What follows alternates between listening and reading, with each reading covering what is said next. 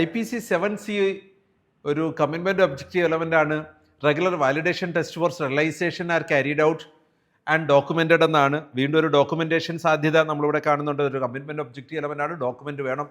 എന്താണ് ഇവിടെ Bowie Dick test പോലെയുള്ള ടെസ്റ്റുകൾ, അല്ലെങ്കിൽ നമുക്ക് ബാക്ടീരിയോളജിക്കൽ സ്ട്രിപ്പ് ടെസ്റ്റുകൾ, ഫിസിക്കൽ കെമിക്കൽ ടെസ്റ്റുകൾ, ഇതെല്ലാം നടത്തി നമ്മളുടെ ഈ ഒരു സ്റ്റെറിലൈസേഷൻ പ്രോസസ്സിനെ പീരിയഡിക്കലി നമ്മൾ വാലിഡേറ്റ് ചെയ്യണം. എൻജിനീയറിംഗ് വാലിഡേഷൻസ് കൃത്യമായി ഉണ്ടാവണം. നമുക്ക് വാക്വം ആണ് ഈ ഒരു സ്റ്റെറിലൈസേഷൻ ഉപയോഗിക്കുന്നത്. അതിനെ ടെസ്റ്റ് ചെയ്യുന്നതിനുള്ള മെത്തേഡുകൾ കൃത്യമായി, ഇതിനെക്കുറിച്ച് ഈ ടെമ്പറേച്ചർ, പ്രഷർ, ഇതിൻ്റെയൊക്കെ ടൈമൊക്കെ റെക്കോർഡ് ചെയ്യുന്നതിന് കൃത്യമായ മാനദണ്ഡം ഉണ്ടാവണം. അത് CDC guidelines for disinfection and sterilization in health care facilities 2008 നമ്മൾ ആൾറെഡി കണ്ടതാണ് ഈ ഒരു ഗൈഡ് ലൈൻസ്.